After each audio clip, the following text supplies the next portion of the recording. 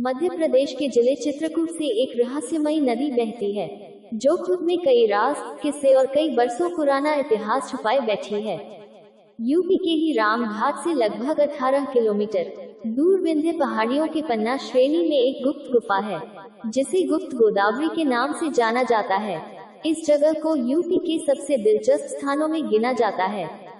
इस जगह का अपना आध्यात्मिक महत्व है, साथ ही कुछ प्राकृतिक तौर पर चौंकाने वाली रहस्यमयी चीजें भी यहाँ देखने को मिलती है।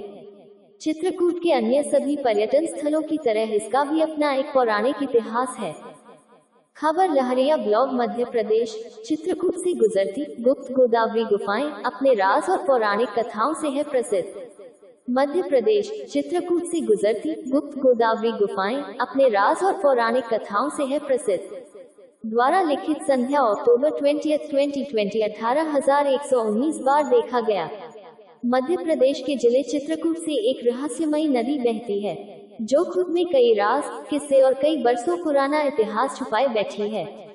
यूपी के ही रामघाट से लगभग 18 किलोमीटर दूर विंध्य पहाड़ियों के पन्ना श्रेणी में एक गुप्त गुफा है, जिसे गुप्त गोदावरी के नाम से जाना जाता है।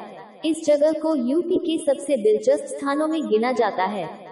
इस जगह का अपना आध्यात्मिक महत्व है, साथ ही कुछ प्राकृतिक तौर पर चौंकाने वाली रहस्यमयी चीजें भी यहाँ देखने को मिलती है। चित्रकूट के अन्य सभी पर्यटन स्थलों की तरह इसका भी अपना एक पौराणिक इतिहास है। पहाड़ों के बीच है दो गुप्त गोदावरी गुफाएं। गुप्त गोदावरी गुफाएं पर्यटकों के लिए सबसे आकर्षण का केंद्र हैं। गुप्त गोदावरी में दो रहस्यमयी गुफाएं भी है, जिनमें से एक गुफा बड़ी और दूसरी गुफा उससे छोटी लेकिन लंबी है। जब हम बड़ी गुफा में घुसते हैं तो हमें वहां बहुत खामोशी महसूस होगी। इस गुफा में हमें पानी नहीं मिलेगा। जैसे जैसे हम गुफा के आखिर में पहुंचेंगे, खामोशी और सन्नाटा और भी बढ़ता जाएगा। गुफा के आखिरी में हमें एक तालाब मिलेगा। दूसरी गुफा में घुसने पर हमें गुफा में पानी मिलेगा। जब आप गुफाओं को गौर से देखेंगे तो वह आपको और भी ज्यादा विचित्र लगेंगी। इन गुफाओं को कई सालों पहले प्रकृति ने अपने चमत्कार से बनाया है।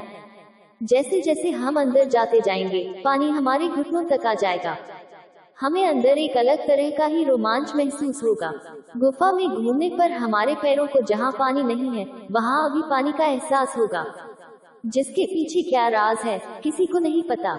हिंदू पौराणिक महाकाव्य रामायण में बताया गया कि भगवान राम और भगवान लक्ष्मण 14 साल के वनवास के दौरान कुछ समय के लिए इस गुफा में रुके थे और एक दरबार भी लगाया था।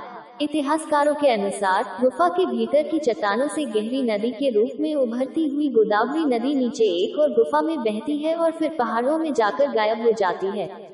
बाद में पानी को विशाल चट्टान की छत से बाहर निकलते हुए देखा जाता है। कहा जाता है कि जहां से पानी निकलता है वह दानव मयन का अवशेष है। पुरानी कथाओं में कहा जाता है कि जब माता सीता नहा रही थी तब इसी राक्षस ने सीता मां के कपड़े चुराने की कोशिश की थी। तब दानव मयन के इस हीन काम के लिए लक्ष्मण ने दानव को मौत के घाट उतार दिया था। कवि और कथाकार वाल्मीकि और तुलसी ने गुफाओं के बारे में कहा कि गुफा में बहुत ही संकीर्ण रास्ते से पहुंचा जाता है, जिसमें एक समय में सिर्फ एक व्यक्ति ही जा सकता है। अंदर जाने में गुफा बड़ी होती जाती है, जहां आखिर में हमें धनुष्य कुंड नाम का झरना भी मिलता है। यहाँ हमें कई छोटे मंदिर दिखाई देंगे। हर मंदिर का अपना एक इतिहास और कहानी है। जैसे कुछ कहानियां ऐसे शुरू होती हैं, गुफा से बाहर निकलने पर हमें पंचमुखी शिवलिंग की मूर्ति दिखाई देगी, जिसमें पवित्र त्रिमूर्ति ब्रह्मा, विष्णु और शिव हैं।